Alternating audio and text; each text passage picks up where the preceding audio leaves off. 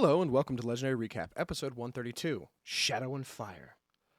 After using the teleport spell to return to Ilithir, something follows the party through. As it turns into a giant demon, Ulthian steps up in an attempt to hold it at bay or even banish it. Crutch. I'll step forward with my holy symbol in hand. Raise out both of my arms. By the light of Glorindel and the Seldarine, I compel you, demon, reveal yourself. And then I'll hold my holy symbol up. Okay. There is a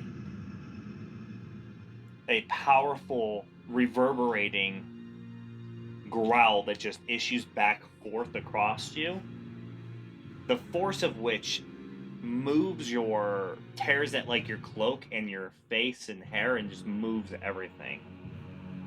And what you all see as he's raising up his holy symbol is this form kind of stepping into his vicinity, getting closer and closer to him with each of these heavy pounding steps.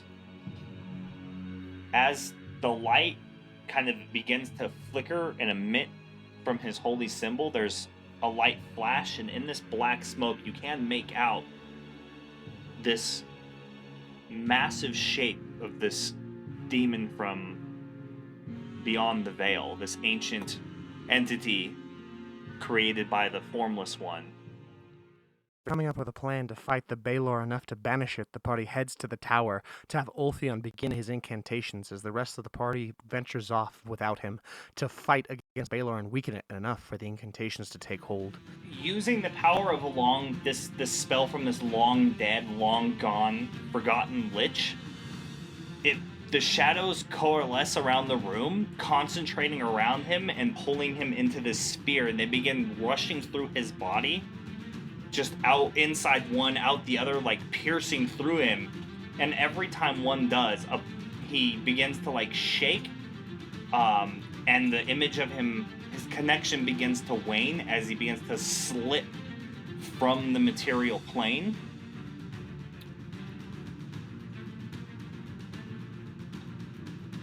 The last one, after like 10 of them do this to him, goes to his, like, into his mouth, and he begins to, like, shift and implode, and then explodes. After defeating the Baelor, the party meets up with Ilyana, who fills them in on their next steps in their journey. I have a few things to go over. First, I have discovered that the dragon orbs, in fact,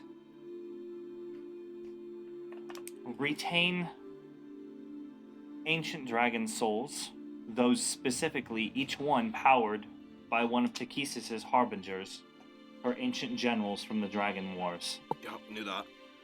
They were the most powerful dragons under her command at the time.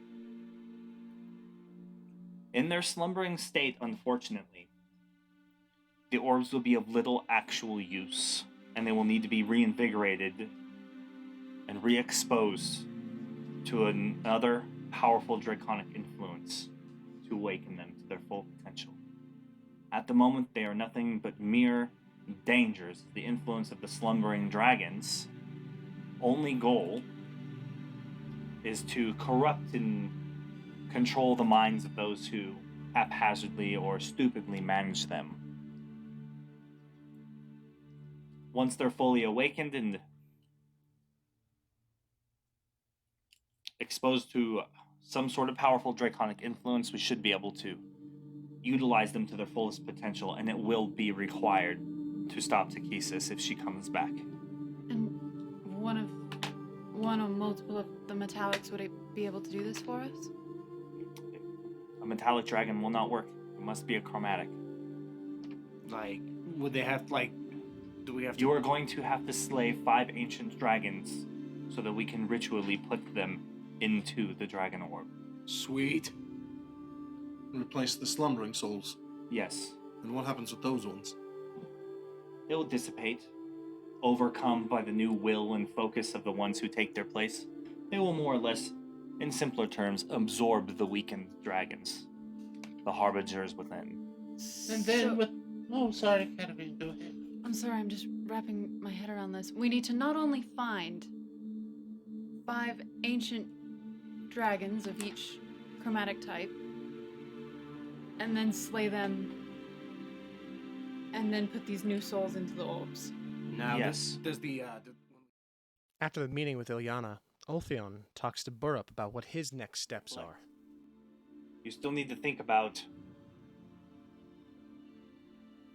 what it is we need to do when we get to Eridor.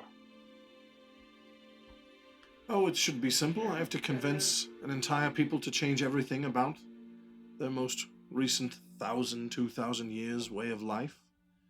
Have them turn it all around and finally listen to reason.